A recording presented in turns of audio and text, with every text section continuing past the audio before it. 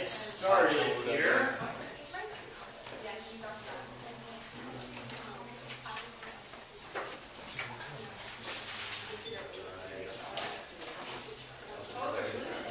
What's that?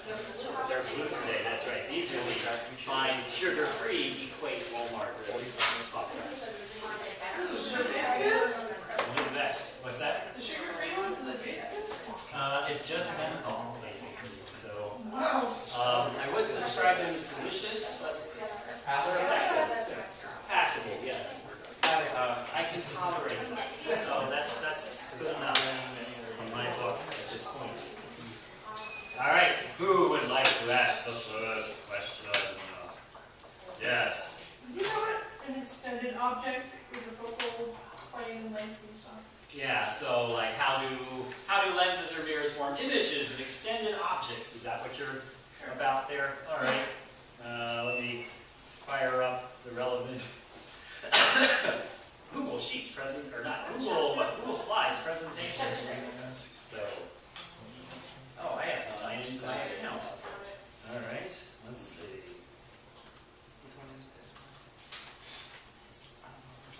All right. There's my password. Dot, dot, dot, dot, dot, dot, dot, dot. Astronomy 111. 2014 fall. Presentations and Ability blog. And it's chapter 6. So, okay. Chapter 6. Telescopes. Alright, let's see. Mood lighting here. I guess. Alright. So, forming images of extended objects. In other words, something that's not just a pinpoint like a star, like an image of a planet, or the moon, or the Walmart sign down the road, or something like that. So, here's the slide that I'm thinking of in particular. So, for example, here's an object. Object's just the thing that you're making images of with your lens or mirror. It's a candle. And this point on the candle flame is sending out rays of light. Maybe it's better to think of it sending out photons of light. And anyway, these rays of light pass through the lens, they're bent, and they're brought together at a point. In other words, they're focused at a point. And the point is that this point on the object, all the light from it gets focused to a corresponding point on the image. But that's true for all the points on the object. In other words, consider a point somewhere in the middle of the candle. It's not shown here, but that point is also sending out rays of light that pass through the lens. And when they're bent by the lens and focused, they'll come together at some other corresponding point on the image. A point that corresponds to that point on the object. So you can kind of think of the image as being built up point by point, but it's all happening at the same time. It's not one point at a time, it's all happening at the same time. So every point on the image, every point on the object sends out rays of light, which get focused to a corresponding point on the image. That's what I'm getting at there. So that's how you're forming an image of an extended object. Extended just means it's not a single point, it's a whole object. If it's a mirror, the focusing is done by reflection, but other than that, it's the same story. Every point, the light rays from every point on the object, after passing to the mirror and getting reflected, are brought together to some corresponding point on the image. That's what I'm getting at. Any questions about that? Yes? So what's the difference between that and the point? That and what? Oh, so in other words, if you're forming an image of a star, then the star pretty much consists of a single point as far as you're concerned. So in other words, if this was a star field, then each star would be focused at some point on the detector, be that your retina, be it a film, be it a CCD chip or a camera or whatever. So stars form individual images, a bunch of pinpoints. And if you have something which is something like a candle or a nebula or something like that, then instead of individual pinpoint images, you just get an image of the whole thing, is the idea there. Okay, is that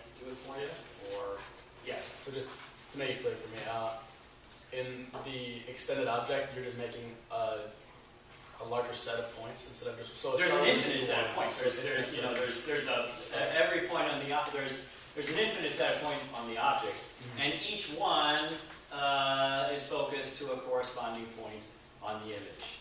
Okay. So when you're looking at me or anything else, you have this continuous image on your retina, and the idea is.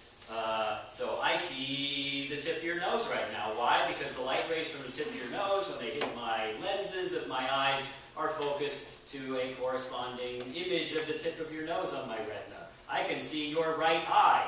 The photons from your right eye are focused to another point on my retina that corresponds to a little image of your right eye, and so on and so forth.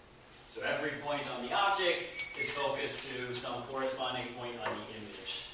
And that's how a camera or your eyes or any kind of lens mirror or something like that works. Okay? Yes? If it's okay to jump to chapter 14. It is, as long as nobody has any more questions about this. Okay, so does anybody want me to say anything else about this? Okay, we can jump around anywhere you want. So chapter 14, yes? It says, no force binds atomic nuclei together despite electrical repulsion of protons, blah, blah, blah. Then it says, be able to relate this to the role that neutrons play in a nucleus. Yeah. Right, so what force binds nuclei together, and what force, and despite the electrical repulsion of the protons for one another, and what role do the neutrons play? So, I'll throw it out to the crowd. Protons are electrically positive, right? They're all positive, so electrically speaking, they push one another away, they repel. But inside a nucleus, the nucleus is held together. It can't be electrical forces that hold it together because all those positively charged particles are repelling each other. So what other force of nature is holding the nucleus together? Not gravity, no, not nearly strong enough. No, gravity is way too weak to hold nuclei together. Not pressure either, nope, nope. Strong force, that's the magic words. The strong force, also known as the strong nuclear force, is one of the four fundamental forces of nature. There's gravity, the electromagnetic force, the weak nuclear force, and the strong nuclear force. When we talk about cosmology, we'll talk about those four forces in more detail. But there is a force that acts between nucleons, protons and neutrons, that is an attractive force, but it's a very short-range force. It's only effective at distances on the order of the size of an atomic nucleus, which is not very far at all. So protons are attracted to other protons and to neutrons by the strong force. Neutrons are also attracted to other neutrons by the strong force, again also called the strong nuclear force. It's called the strong force because guess what? It's a very strong force, but only if things are very close together. Only if the particles are within about an atomic nucleus size of one another, which is about 10 to the minus 15 power meters. So the idea is that, remember that fusion in the first place requires high energies because protons electrically repel one another. And if they're not practically touching one another, the strong nuclear force is not acting. The strong nuclear force only kicks in very short distances. So as they're approaching one another, they're just electrically repelling one another. But if they're moving fast enough, they can get close enough to one another for the strong nuclear force to kick in and attract them to one another. You have to be moving fast enough to get close enough for the strong force to act. So it's the strong nuclear force that attracts protons and neutrons to one another in the nucleus. And furthermore, it turns out you can't build a nucleus just out of protons because they electrically repel one another, and it turns out that that would mean that it just wouldn't work. Their electrical repulsion would cause the nucleus to fall apart if you only build it out of protons. But what electric charge do neutrons have? Zero. They don't have an electric charge. So do they attract or repel other neutrons, electrically speaking, or neither of the above? Neither. How about protons? Do they attract protons, repel protons, or they don't care about protons from an electrical standpoint? They don't care. They neither attract nor repel because they are electrically neutral. On the other hand, they do participate in the strong force. So the idea with neutrons is they act as kind of a glue that holds the nucleus together, because they don't repel anybody, they only attract via the strong force. They don't repel anybody electrically, they only attract protons and neutrons, other neutrons via the strong force. So neutrons are key to holding the nucleus together because of that.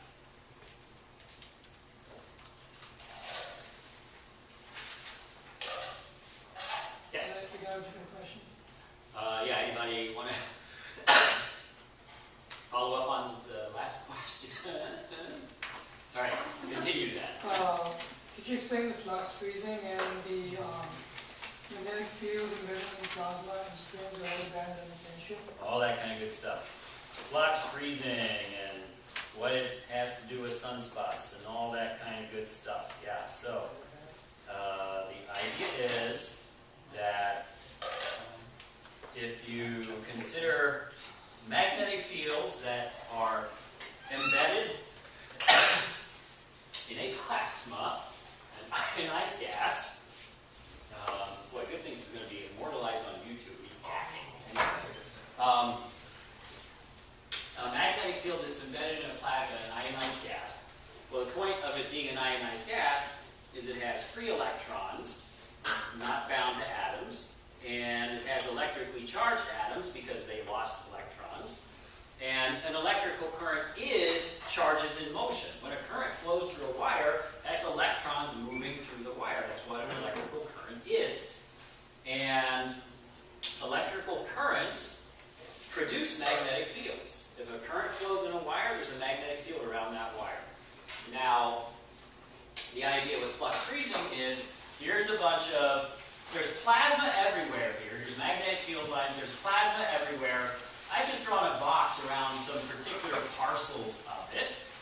And flux freezing says that the field lines which thread a given blob parcel of plasma continue to thread it as it moves around. They're kind of tied together.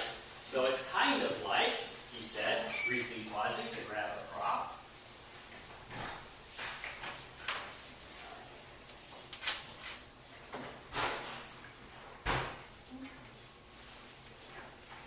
It's kind of like this rubber tube here. Think of the rubber tube as being like a magnetic field line. And think of my hand as being a blob of plasma. If my hand moves around, the rubber tube has to follow it around. So this is flux freezing of this rubber tube in my hand. Parcels of plasma with magnetic field threading through them behave similarly. If the plasma moves, the magnetic field lines threading through it move along with it. So that's what this is supposed to illustrate. Here's some blobs of plasma moving to the right. They're dragging the magnetic field lines with them. It's ultimately because of electrical currents flowing in the plasma, adding to the magnetic field that produces this. The total magnetic field, the original magnetic field plus the field caused by electrical currents flowing in the plasma, means the overall magnetic field follows the plasma around. That's the idea of flux freezing. We call that being frozen into the plasma. Kind of funny terminology, but that's just what we call it. It's frozen into the plasma. So any questions about what I mean by flux freezing? Yes?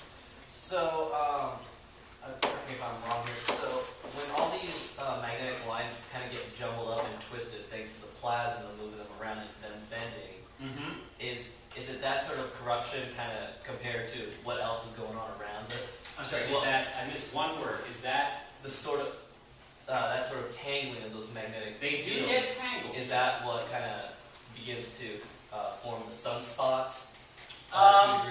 So, yes and no. They can get tangled if the magnetic field is weak. Yeah, they literally, we do call it tangling. If the magnetic field is weak enough, then the plasma moving around can get them all twisted and tangled. And that is a real thing. That is not what explains why sunspots are cool, but it does explain it helps to explain the complicated configuration that the sun's magnetic field can have because of the way that the magnetic field lines are tied up inside the plasma, so to speak. So I'll say something about that in a minute. But you're absolutely right, the plasma moving around can tangle the magnetic field up, as a matter of fact. Okay, so that's one thing. Flux freezing is magnetic field follows the plasma around. But this is a two-way street because those same electrical currents that flow in that plasma exert forces, have forces exerted on them by the magnetic field lines. And the net result of that is that the magnetic field lines behave as though they are elastic cords. This is an elastic cord right here. It's a stretchable cord. Elastic cords under tension. And the stronger the magnetic field, the higher the tension. So, if the magnetic field is relatively weak, if pressure forces that want to move the gas around, the plasma around, are stronger than the magnetic tension forces, then the gas runs the show. The plasma can move around, and the magnetic field has to follow it around.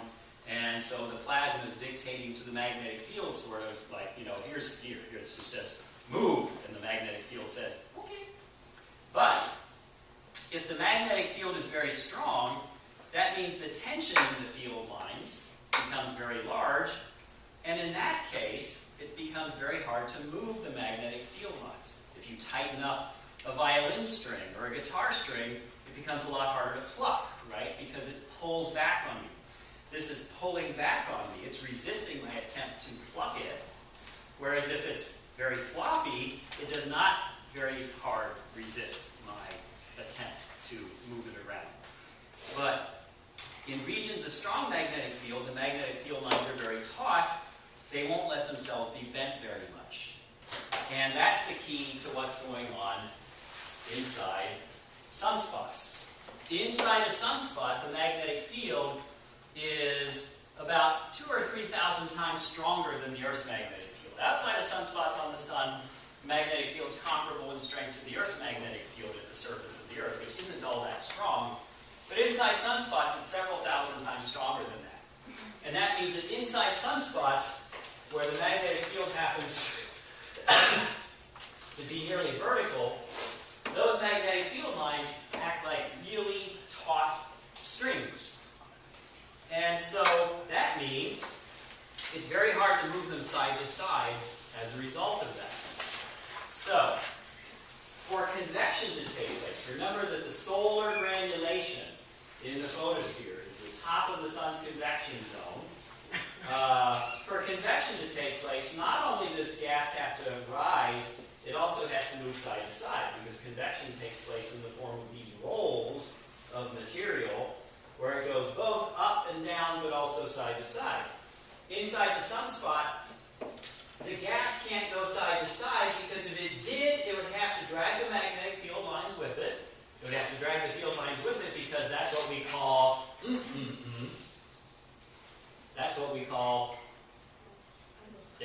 flux freezing. If the plasma was moving side to side, it would have to drag the magnetic field lines with it because of flux freezing. But the magnetic field lines are very, very taut, and so like, no, you are not going to move me, because they actually speak. And so that means that the gas is prohibited from going side to side. That means you don't get convection inside of a sunspot. But convection is how you transfer energy from hotter layers below to cooler layers above. So if you choke off convection, you are also restricting the flow of energy from below. That makes the sunspot cool down and become darker than its surroundings. Stopping convection is greatly reducing the amount of energy that's flowing into it from the hotter layers below. So it cools down and becomes darker, and therefore is a sunspot, is what it comes down to. Anybody got any questions about that? Yes? What causes the field lines to get in that kind of spot? Just like following magnetic field kind of thing? So it's a bit of a long story. Like, why does the field get concentrated in spots like that? I can tell you a little bit about, we talk about the sunspot cycle, magnetic cycle, okay? And this is talked about in the book. We didn't talk about it in class, but I'll talk about it now. So the idea is at sunspot minimum, when the sunspots are not very many, the magnetic field is relatively weak and it pretty much goes north-south like this, not side to side. But because the sun is gaseous, it doesn't have to rotate rigidly like the Earth does. It turns out that the equator of the sun goes around in a shorter amount of time than the poles do. It has a shorter rotational period than the poles. And that's what these arrows are supposed to indicate. The equator is going around faster than the poles. It takes about 25 days for one rotation at the equator and like 36 days at the poles. Well, because of flux freezing, that means the magnetic field lines get twisted around the sun by the fact that the equator is going around faster. So the magnetic field gets twisted around the sun, and when it becomes strong enough, kinks start to form and burst through the surface. And the spots form at those points where the kinks are bursting through the surface. So here's this magnetic field bursting through the surface there. That's where the spots form. And this is a picture of that preceding slide was just a more detailed picture of that idea. And this very naturally explains the fact that this business of the leader spots and the follower spots have opposite polarities in the two solar hemispheres. Because if you follow the field line around, so here's this field line, so notice the arrow's going this way. If I follow the field line around, then what we find is that it's going to come out of the sun at the leader spot and go back into the sun at the follower spots. And given the overall direction of the field line, that makes this a north magnetic pole, because field lines come out of north poles and into south poles. But on the other side of the sun, notice at the equator, the field lines make a loop like this. So you go around to the other side of the sun, and the arrow's in the other direction because of the way it bends here. So arrow's pointing this way here, this way here, this way here. The arrow turns around.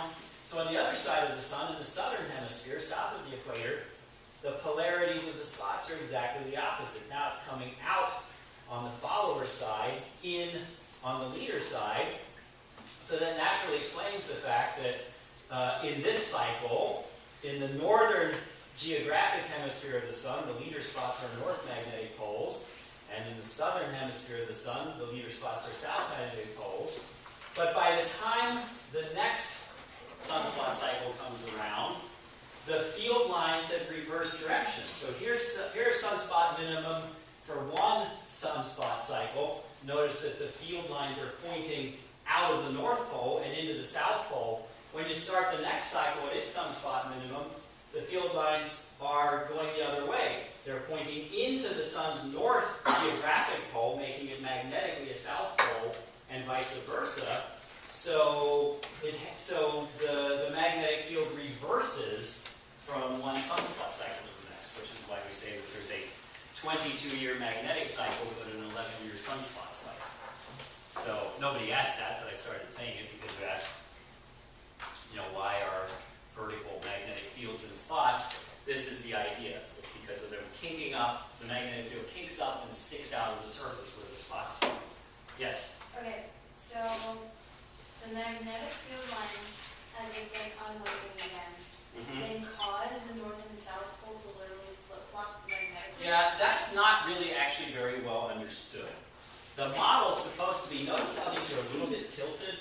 Like the leader spot, the one that's in front in the direction of rotation, is a little closer to the equator than the follower spot is. Yeah. So the story goes, but this probably isn't fully correct. When sunspot groups break up, there is some observation of follower flux drifting towards the equator and follower flux drifting, follower magnetic field stuff drifting towards the poles of the sun, and leader magnetic field drifting toward the equator. And the idea is supposed to be that this north and south magnetic polarity tends to cancel at the equator. Meanwhile, this south magnetic polarity cancels this north magnetic polarity up here, but then it kind of overshoots, and in the end, you end up flipping the magnetic field. It more than cancels, and you flip the magnetic field. But as far as I know, that's not really that well understood, exactly what's going on there. That's still an active field of research of exactly why computer models are able to show that you can get field reversals like that. And the Earth does that too, actually, on a much longer time scale, where the Earth's magnetic field flips. Not on a very regular time scale, but it does do that. But I'll just leave it at geographically that. speaking, it doesn't literally rotate. No, the sun doesn't turn over. It's only the magnetic field. Yeah, the sun hasn't flipped over. The magnetic field direction is flipped over. Yes? Is the primary difference between the magnetic field cycle and the sunspot cycle the time difference? Yeah, so the idea is that the sunspot cycle is the time from one sunspot maximum to the next sunspot maximum, the maximum number of sunspots. But the magnetic field changes direction from one sunspot cycle to the next sunspot cycle. So it's kind of like, think of like a coin where, I'll bring out a quarter here, heads, tails, right? So here I've got a coin, it's facing you with heads. Now, I flip it, tails. If I flip it again, heads, right? So I have to flip it twice to get back from heads to heads again. Similarly, here's one sunspot minimum. The magnetic field lines are sticking up, are running, basically from, geographically speaking, south to north. At the start of the next sunspot cycle, at its minimum, the field lines are running north to south. These S and N labels are not labeling geography, they're labeling magnetic field. So this is still the north geographic pole of the sun. They're running north to south. But when we get to one more sunspot cycle, we'll be back in this configuration again. So if this is one sunspot minimum, 11 years later the sun's magnetic field looks like this. And 22 years later, it looks like this again. Because every 11 years it flips over. So 11 years for the sunspots to maximum, to go from minimum to maximum, back to minimum again. But 22 years for the magnetic field to get back to the same configuration, because it has to flip twice in order to do that. That's the idea there. So any questions about anything I've been saying here for the last 10 or whatever minutes?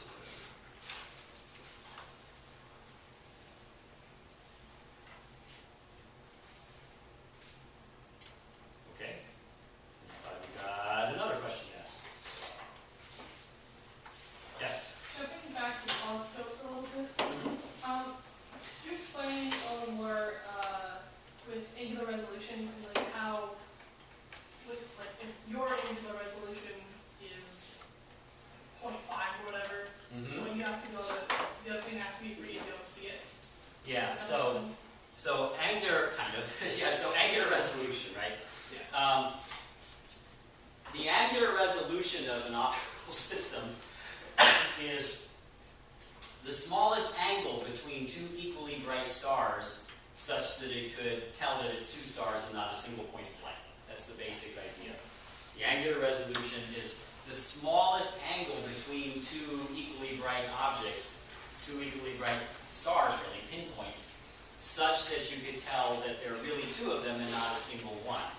And so the idea is, here's a case where I can clearly tell that there are two sources of light. Here's a case where they're starting to significantly overlap one another, and you're not able to tell that it's two sources of light anymore. It looks like a single blob as opposed to two sources of light. So, smaller angular resolution is better, kind of like golf, right? Fewer shots is better. Smaller angular resolution is better because smaller angular resolution number means those things can be closer together and you can still tell them apart. So, in other words, if I had my twin standing next to me, who has better vision, right? If two of you are looking and to one of you, you see both of us atmosphere, and to the other of you, we look like a single blob. Who's doing a better job? The one who sees us separately. So the person who saw us as a blob would have terrible angular resolution. Why, even with this angle between us, you couldn't tell them apart. You couldn't tell us apart. So smaller is better when it comes to angular resolution. And the two factors that go into, if you didn't have any blurring by the atmosphere, the two factors that go into determining a telescope's angular resolution are the diameter of the telescope and the wavelength that it's observing at. So what gives better angular resolution? A bigger diameter or a smaller diameter? Bigger diameter. Yep, bigger is better in terms of the diameter. The bigger the diameter of the telescope, the better its angular resolution will be. What about in terms of wavelength? If all else is equal, do you get higher angular resolution with longer wavelengths or shorter wavelengths? Shorter wavelengths. So, bigger diameter telescope, shorter wavelength are the things you want for better angular resolution. Those are the two things that go into it. Now, the atmosphere screws everything up such that we, even with very large telescopes, don't get very good angular resolution on the ground. And that's why the biggest reason for putting Hubble in space is it gets above the blurring by the atmosphere, so it gets much better angular resolution than a comparable telescope on the ground would, because it doesn't have to put up with blurring by turbulence in the atmosphere. It's not because it wants to, not because it gets closer to the stars. Just kidding, Dr. Harmon. Don't cry when I put that Hubble is there because it puts it closer to the stars. It's okay, I really know better, etc., etc. Have you ever had somebody answer it's not because it's closer? What's that? Have you ever had asked that question and had someone answer it's not because it's closer? I don't remember, but basically, if somebody said, well, we put telescopes on mountaintops to get them closer to the stars, we put telescopes in orbit to get them closer to the stars, no, you could not be more wrong if you tried, if you were to say that. Well, I mean, I guess you could. We put them above the atmosphere because they don't like oxygen. That would be, well, no, even that wouldn't be as bad as saying it's to get them closer to the stars.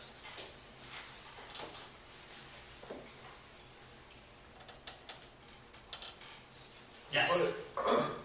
You put them close to the stars though because they can see more of the spectrum. More. I'm sorry, you do what? You can put them closer to the stars. No, you can't. You can't get them close to the Well, stars. you put them on mountains, is what I mean. Yeah, you put them on mountains, right? You can't get, right. But No, you put 'em on- danger, you can't get them closer to Okay. the stars. The stars are too far away. You put them on mountains so you Mountains, can yes. see more kinds of the spectrum. So the reasons that we put big observatories on mountaintops include that you're getting above more of the atmosphere, so there's less blurring by the atmosphere when you're on a mountaintop. So the images that telescopes can produce on mountaintops are sharper than the images that you could produce at sea level or at lower altitudes because there's less air above you when you're on a mountain. So there's less twinkling, less atmospheric turbulence, all that kind of stuff is better.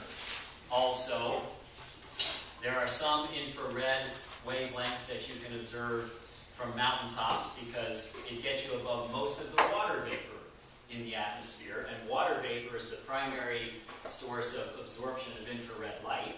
So getting on a mountaintop gets you above most of the water vapor, so some infrared that's not visible from lower altitudes is visible on mountaintops. The weather is better on mountaintops. I mean, that's a consideration too. You got better weather out there. Fewer days where you would have the sky covered by clouds, screwing up your observations if you're on a mountaintop. And there's less dust in the atmosphere because there's less atmosphere above you, so you don't have as much dimming by the atmosphere when you are high up on a mountain. Things like that are the reasons why we put telescopes on mountaintops. Yes? I'm moving on to another question. Okay.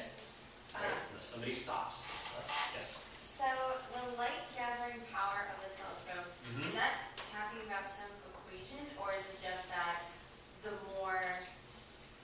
bigger the diameter, the more? Yes and no. So in other words, it's certainly true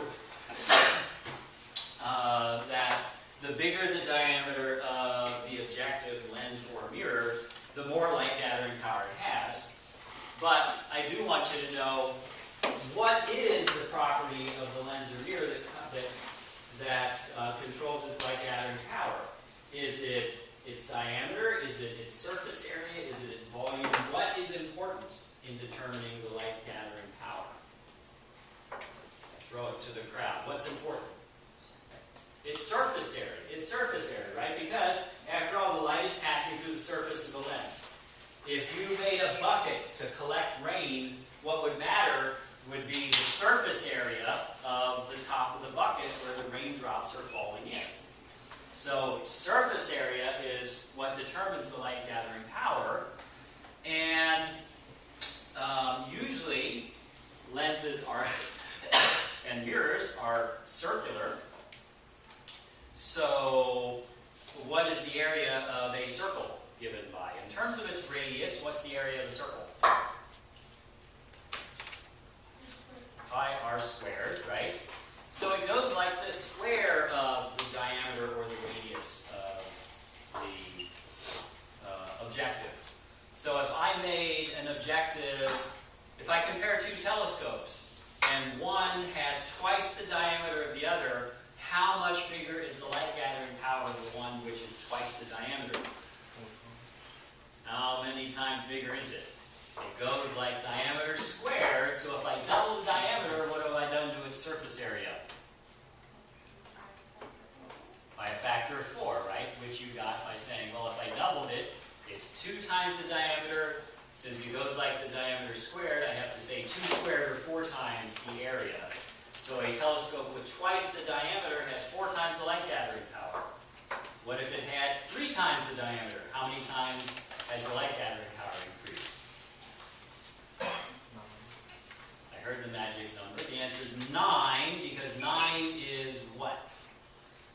3 squared. 3 squared, right? 3 squared. Whatever you do to the diameter, whatever factor you increase the diameter by, you have to square that to see what you increase the light gathering power by. If I made the diameter 10 times bigger, the light gathering power becomes how many times bigger? If I made the diameter 10 times bigger, by what factor have I increased the light gathering power? 100. Because 100 is 10 squared. 10 squared. Whatever factor you increase the diameter by, you have to square that to see what you do to the light gathering power. That's the idea. Because the light gathering power is controlled by the area, and the area goes like the diameter squared. It's proportional diameter squared. Yes? Are we done with this one? Or is anyone? Nobody's stopping me. Is any questions about that? Yes? Did you have a question, or did you have a question? Yeah, okay. Hoping we could move on to, right here you're asking us, do you want us to know the end result of the proton-to-proton? Yeah, so you get extra credit for knowing all the nitty-gritty details, Okay. but I definitely want you to know And that then what goes in and what comes up, what goes out. What goes into the proton-proton chain? 4 protons. 4 protons, right? 4 hydrogens, right? So 4 hydrogen nuclei, 4 protons go in. What comes out? A what? 1 helium nucleus, right? 1 helium-4 nucleus and energy. Yeah, so I definitely want you to know 4 protons, i.e. 4 hydrogens, become 1 helium-4 nucleus, 1 helium nucleus plus energy. Okay. You get a point of extra credit if you can tell me all the nitty-gritty details, but I definitely want you to know 4 hydrogens go in, and helium comes Do out. you also plus want energy. us to actually know what happens to those fragments that get thrown out? Both protons collide? So that would be part of knowing the nitty-gritty, basically. Yeah. What about the CNO cycle? What's the deal with the CNO cycle? What's the net reaction for the CNO cycle? The Right, but what's the net reaction? 4 protons, to create helium for proton plus nucleus 2 protons of the fire. So, well, that's proton-proton, where 6 go in and 2 fly out, but the net reaction is 4 protons become the helium nucleus plus energy. For the CNO cycle, it's exactly the same thing. For the CNO cycle, it's exactly the same thing. 1, 2, 3, 4 protons go in, and a helium-4 comes out. But carbon-12 is a catalyst because carbon-12 is the first thing that a proton hits in the cycle, and also the last thing that happens is a proton hits a nitrogen-15 and breaks it into a helium-4 and a carbon-12 again. So carbon-12 gets recycled. It doesn't get used up, it gets recycled. But the net reaction, just like it is for the proton-proton chain, is 4 heliums combined, 4 hydrogens combined, 4 protons combined to form a helium-4 nucleus and energy.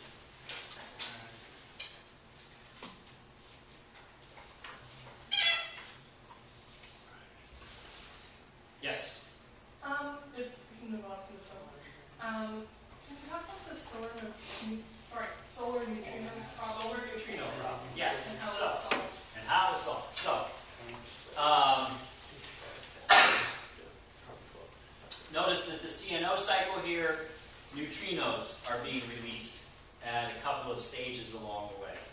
And in the proton-proton chain, similarly, neutrinos are being released when the protons and protons fuse initially to form deuterium.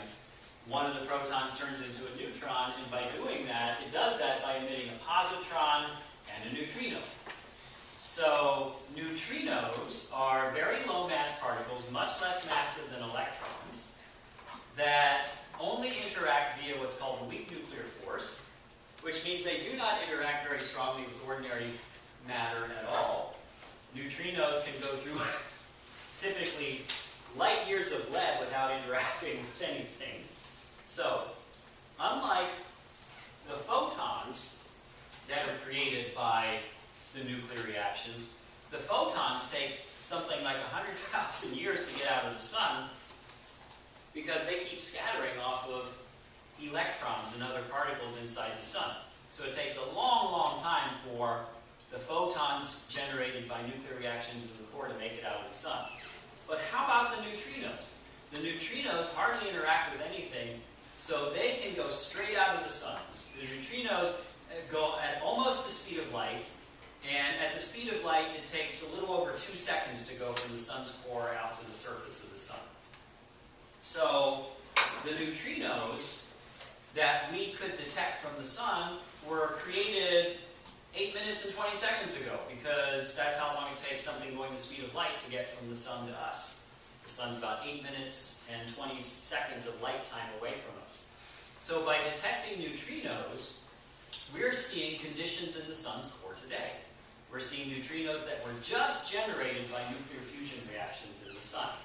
So we can test our understanding of nuclear fusion in the sun by looking for neutrinos from the sun and seeing if we hit them at the same rate that we would predict based on our understanding of what the nuclear reaction rate would have to be in order to power the sun.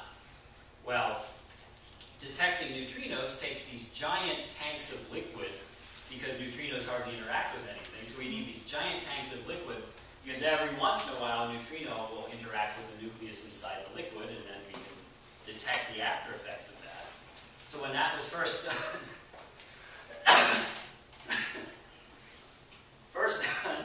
in the 1960s and 70s, only about 1/3 as many neutrinos were detected as we expected. That's the solar neutrino problem. That the initial experiments looking for solar neutrinos only saw about 1/3 of the expected number. So that could mean we didn't really understand fusion inside the sun. It could mean that our calculations were wrong, which was really hard to believe because we really thought that we had a firm grip on nuclear physics.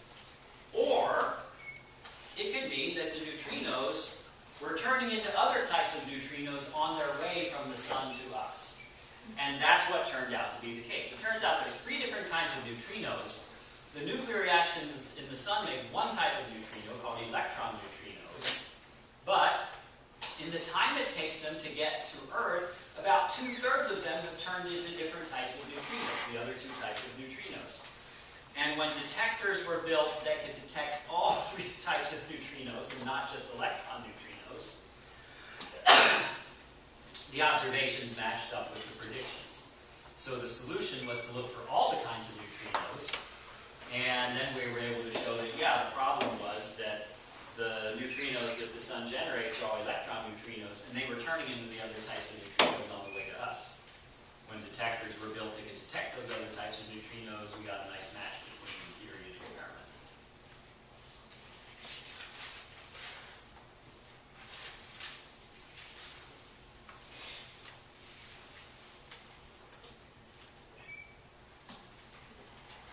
Yes?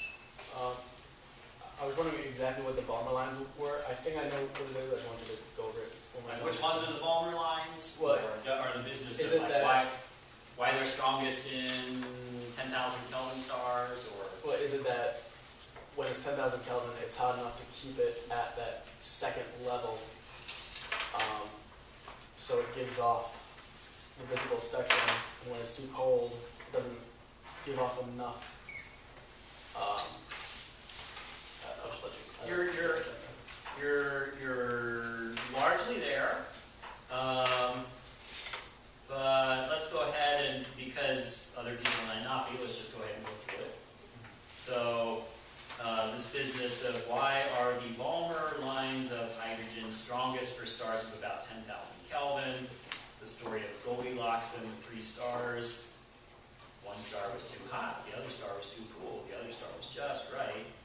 So, yes, as Kevin was saying, it's one important fact is that the Balmer absorption lines are created when hydrogen atoms which start with the electron in the n=2 orbit, the next one out from the lowest energy orbit, absorb photons to jump up to higher levels. That's when we get the Balmer series lines, the ones that are in the visible part of the spectrum.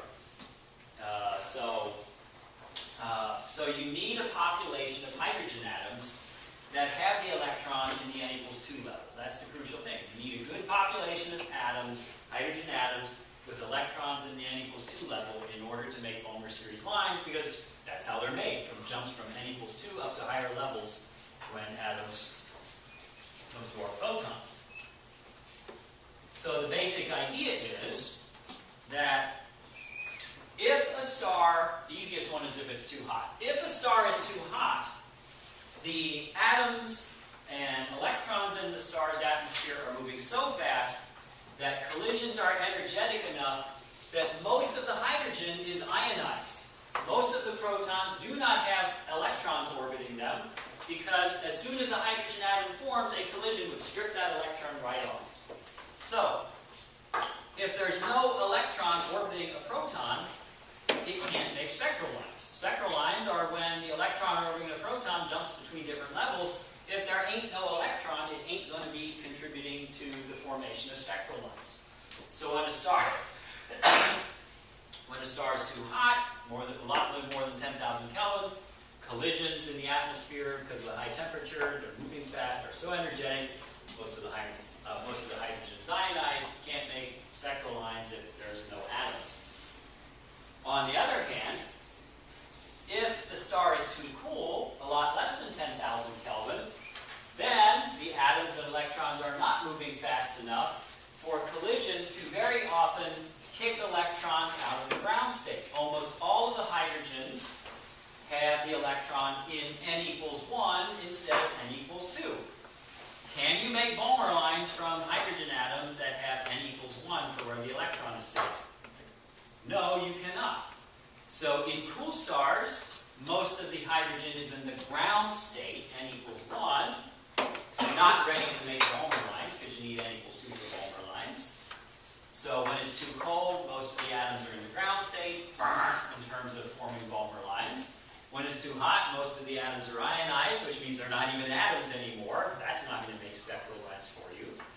But at 10,000 Kelvin, that's when the condition terms of, it's still true that most of them are in the ground state, but that maximizes the number, the fraction of them that are in the n equals 2 level. So the collisions, in other words, are energetic enough to put a significant number of hydrogen atoms in n equals 2, but not so energetic that they strip the electrons off and make it impossible to form spectral lines. So 10,000 Kelvin is kind of the just right temperature where you get the largest possible fraction of hydrogen atoms that have been excited to n equals 2 instead of being ionized or sitting in the ground state. Yes? I just want to be clear with where you say, in particular, be able to explain why Palmer series, blah, blah, blah, are the strongest in the spectrum. And weaker. I get that, but I just want to know why it's the strongest. So if we look at star spectra, these are Balmer. So here's a Balmer series line right here. This is a hydrogen line, and notice that in this A0 star and in this A5 star, especially the A0 star, it's quite strong. Right? It's a pretty dark line. But as I move away from that to other spectral types, it's still there, but it gets weaker and weaker and weaker. In other words, the line itself becomes harder to see. There's not nearly as large a fraction of photons being absorbed, so the line isn't as dark. Right? So you see what I mean? In other words, this is the same spectral line in this G5 star. Look how dark it is here. But look in the A0 star, it's a much darker line. A much larger fraction of the photons are being absorbed, so you're getting a stronger absorption line. And similarly, it gets weaker as you go to hotter stars as well. So they don't completely disappear. It's a matter of optimizing things. So in the O-type star, too many of the hydrogen atoms are ionized, and so there's not a whole lot of them in n equals 2 ready to make Balmer absorption. In the cool stars, too many of the atoms are in the ground state instead of n equals 2, so there's not very many of them able to absorb Balmer series photons. But at 10,000 Kelvin, you get the maximum fraction that you can of hydrogen atoms that are sitting in n equals 2, able to absorb Balmer series photons. The ones that are in the 4 spectral lines that are in the visible part of the spectrum. So what we're explaining is why these spectral lines of hydrogen, not all these are hydrogen spectral lines, but why the hydrogen spectral lines are darkest, those absorption lines are darkest in stars that are about 10,000 Kelvin over surface. Yes? So, which of those absorption lines are Balmer? There's only 4 of them. This is one of them, and this is one of them. And so in other words, remember that the Balmer series lines, there's a red one, a lovely turquoise one, and 2 that are like blue or maybe even indigo, right? There's only 4 of them. This is really supposed to be the turquoise line. It's not really very accurately colored here. And this is the red line. So this one happens to be the transition where it's jumping from 2 to 4, n equals 2 to n equals 4. This is n equals 2 to n equals 3. This one is n equals 2 to n equals 5, and this one is n equals 2 to n equals 6. So there are four particular spectral lines that are the Balmer series spectral lines. All these other spectral lines are spectra of other elements rather than hydrogen. And different elements have different optimal temperatures for producing their spectral lines. So for example, ionized calcium is strongest in cooler stars and not so strong in hotter stars. They'll have different optimal conditions for forming electrons.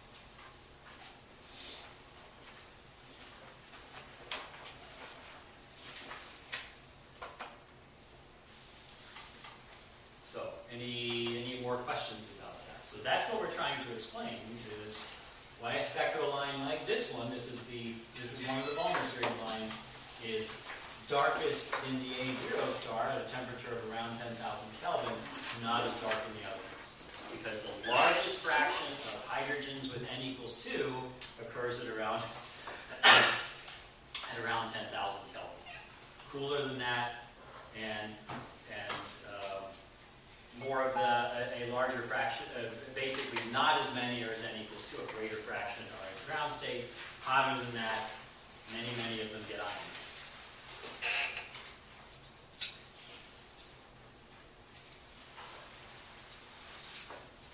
Is that a question or are you just tilting your hand? Yes? In general, Mm-hmm. is there going to be more math on this one, or is this going to be very similar to the last one? It would be pretty similar to the last one. Mhm.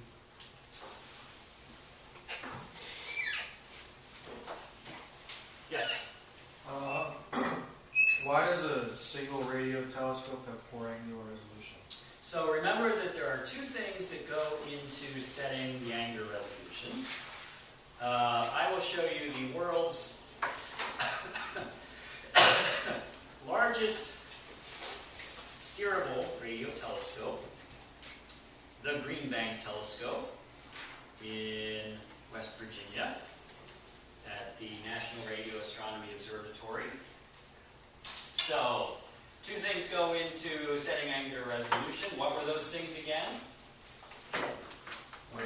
Diameter of the telescope and wavelength of the light that it's looking at, the electromagnetic radiation it's looking at. So this thing's diameter is 110 meters. That would be good for angular resolution. It's got it going in the diameter department. What wavelengths is this observing? It's observing in radio. Radio wavelengths, long. And remember, it's short wavelengths that give you good angular resolution. So the reason why radio telescopes, single radio telescopes, have poor angular resolution is even though they might have very big diameters, the wavelengths they're observing at are very long. And that screws them up in the angular resolution department. It's because radio wavelengths are so long that they don't have good angular resolution. So this would make, if you made images in radio waves with this, they would look rather blurry as a result of that.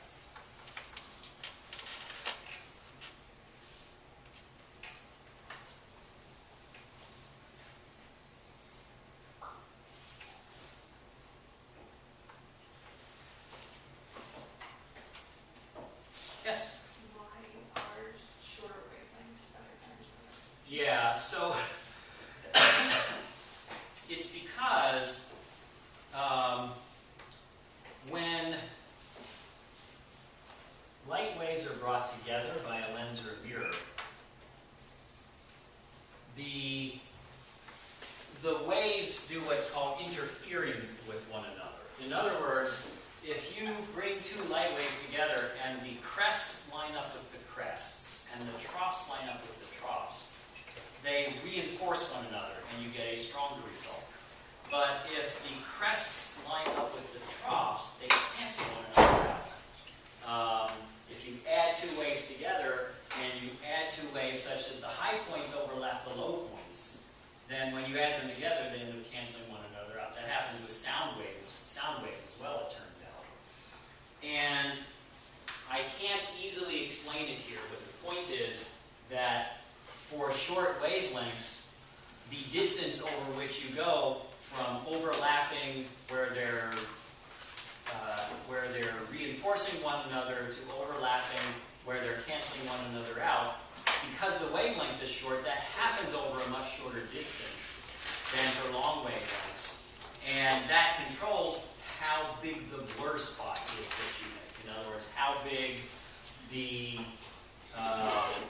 if you really look carefully at the image of a star, it actually doesn't look like a single pinpoint. It's a blur spot, a circle surrounded by a series of rings. And this is what it looks like for a short wavelength, and this is what it looks like for a long wavelength, because it goes from reinforcing to canceling out where the dark spots are over a longer distance for longer wavelengths. And so that's basically what I'm saying. It takes quite a bit of detail to say exactly why shorter wavelengths are better for angular resolution. That's what it comes down to, is that images of stars are smaller if you make them in smaller wavelengths than if you make them in longer wavelengths. Yes? We'll move on. Can you give me an example, or at least help me find out examples, for imaging spectroscopy and time monitoring? Yeah, so time monitoring imaging and spectroscopy. So anytime you see a picture, like, you know, this is a galaxy, here is the Orion Nebula, and so forth, which of those are you looking at? If you're looking at photographs that show the structure of some astronomical source, which of those is that? That's imaging, Okay, right? so I just Mm-hmm. wanted to know, like, Right. picture for what, as opposed to. Yeah, so a photograph that's showing the structure of something, like a photograph of the moon, ooh, look at the craters, that's an example of imaging. Time monitoring means look at something repeatedly over time and see how it changes. Spectroscopy is, well, look at the spectral lines, right? And so forth. Look at a spectrum of it. Those are not mutually exclusive. So, for example, we talked about measuring the masses of stars in a binary system. How do you do that? You look at their spectra and you repeatedly measure their Doppler shifts to see how the velocities change with time so that you can find when they have the maximum Doppler shift, so that you can tell how fast they're moving. So in other words, that's a combination of time monitoring and spectroscopy. In other words, if you keep making repeated spectroscopic measurements over time, that is spectroscopic time monitoring experiment. They don't, or observation. They don't have to be mutually exclusive. You can have combinations of both in some sort of observation program for sure. Yes. On the study guide, you list the lecture tutorials for chapter 15. Mm-hmm. Would there be a way to know which lecture tutorials would be for 14 and 6? Yeah, so for chapter 6, the lecture tutorials are as follows. And for chapter 14, they're these. Whereas for chapter 15, they're the 4 that are listed on the study guide. We didn't do any for them. Okay. Yeah. Right. That makes sense.